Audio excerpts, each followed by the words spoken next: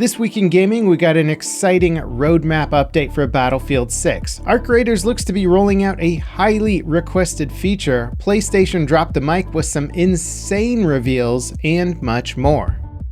We've got a ton of new info about the next major update for Battlefield 6. The Blast Point update launches on June 9th, introducing Cairo Bazaar, new weapons, and 2 new game modes. The gameplay trailer for the update is action-packed and shows extensive destruction across the remake of Battlefield 3's iconic Grand Bazaar map. Obliteration is returning from Battlefield 4. This mode pits 2 teams against each other as they fight over a bomb that will blow up the opposing team's ENCOM station. As for new weapons, the trailer highlights the PP-19 SMG, which will be added to the game with the update. Now looking ahead, DICE have finally nailed down the launch dates for some of the highly anticipated upcoming features. Proximity chat will roll out late in Season 4. A proper server browser will be added to the game during Season 5. Season 5 will also add support for 100-member platoons, as well as the reworks of Blackwell Fields and New Sobek City. Ranked multiplayer is still in the works and doesn't have a firm release date. Arc Raiders might be getting a PvE mode. Well, sort of. The Chinese version of the game is getting an update in the near future that adds a new map condition that roughly translates to Rebellion Mechanism, where all players are friendly by default. Players that betray their fellow raiders will be marked with a red highlight. The Chinese version of the game is also getting a dual boss mode that spawns both a queen and matriarch in a single match. Now it's worth mentioning that Tencent partnered with Embark to develop the Chinese version of the game, so it's unclear if these features will make it to the international build of the game. Right now, only people in China can play this version of Arc Raiders. PlayStation's latest State of Play had 2 blockbuster reveals. Sony's Santa Monica studio revealed God of War Laufey and tells a story that is likely concurrent with God of War 2018 and its sequel Ragnarok. It's not a prequel or spin-off and is considered the next mainline entry in the franchise. The combat and movement mechanics look to have been tweaked pretty extensively. Faye can jump and even double jump to reach ledges. Her combat style is also very reminiscent of the more vertical combat in the original God of War games. Considering how successful the modern God of War games have been and how good the 20-minute gameplay trailer looks, it's a pretty safe bet that we've got another banger on our hands. God of War Laufey doesn't yet have a release date, and due to policy changes at PlayStation, will likely be a PS5 exclusive title with no PC port. Insomniac revealed 7 minutes of gameplay for their upcoming Wolverine game, and I gotta say it looks pretty badass. Wolverine is hacking and slashing his way through a small army of cybernetically enhanced soldiers to rescue a shipping container holding kidnapped mutants. One of the cooler aspects of the trailer is that Wolverine's battle damage slowly heals over time, leaving his costume shredded and revealing his wounds as they heal. The developers also revealed the game will be linear, unlike the recent open-world Spider-Man games. Wolverine launches for PlayStation 5 on September 15th. Marathon's Season 2 update may not have launched smoothly, but it's clearly brought players back to Bungie's sci-fi extraction experience. Player counts on Steam are the highest they've been since launch. The update added a new night-themed variant of the Dire Marsh map alongside a PvE-focused matchmaking option. Sadly, on launch day, server stability was an issue, preventing many players from completing matches.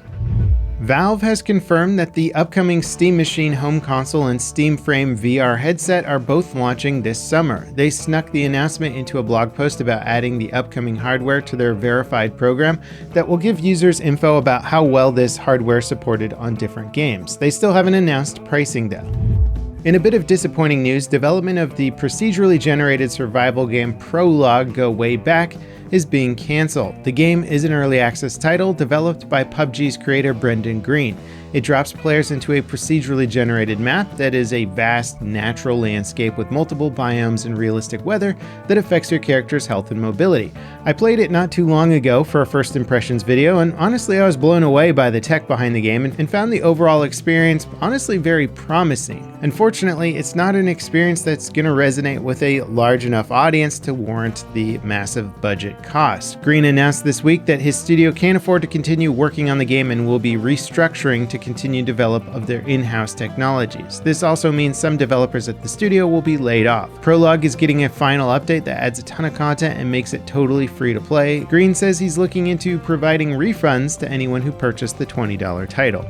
Hell Let Loose Vietnam has been delayed. The upcoming tactical FPS was originally scheduled to launch on the 18th of June, but has been pushed back to August 13th. Players who got hands-on time with the game's beta are shocked the delay isn't longer. They've reported major performance issues, missing content, and fundamental problems with the game's design and balance. Collectively, these issues seem to be pretty major and not something a 2-month delay will give devs time to fix. Hopefully, they can get it all sorted by the time the game officially launches.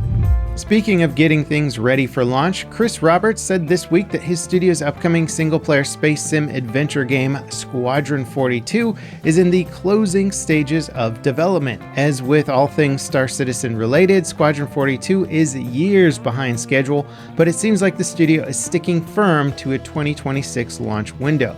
Roberts was interviewed by Variety recently and said the game's marketing will start ramping up soon. Rumors have been circulating recently that the game's performance won't be up to par by launch, with some anonymous developers allegedly revealing 2027 is likely when key performance fixes will be ready.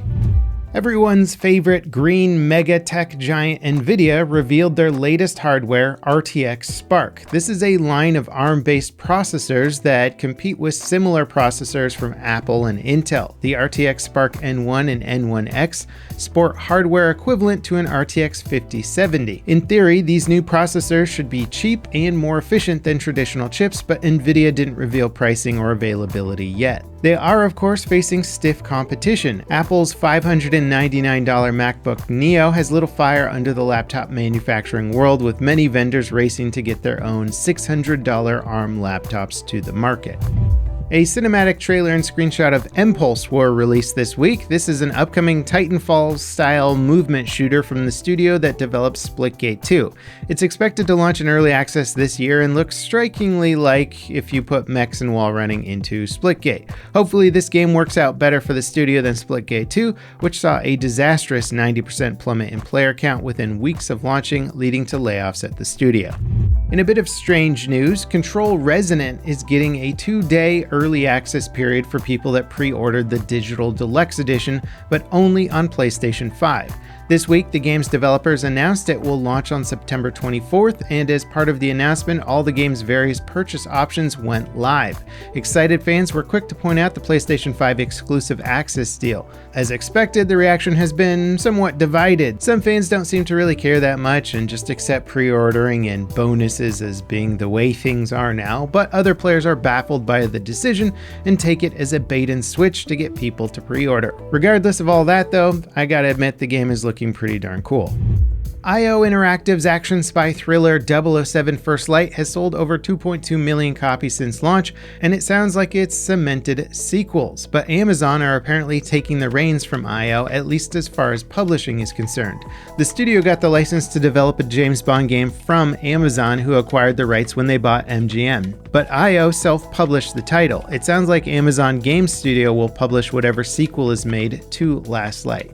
Amazon might also develop their own game set in the world IO created. Right now the details are a bit hazy, but it basically sounds Amazon has a lot of confidence in the game. And aside from GoldenEye for the Nintendo 64, James Bond games haven't exactly been a household name, and hopefully that's changing. In a bit of local channel news, my game Seabeams has hit 150,000 wish lists on Steam. If you guys want to catch up on the latest development devlog, check out this video here. We're building the game in Unreal Engine 5, and I am very excited about the progress we're making. As always, thank you so much for watching, and I'll see you next time. This is Level Cap, signing off.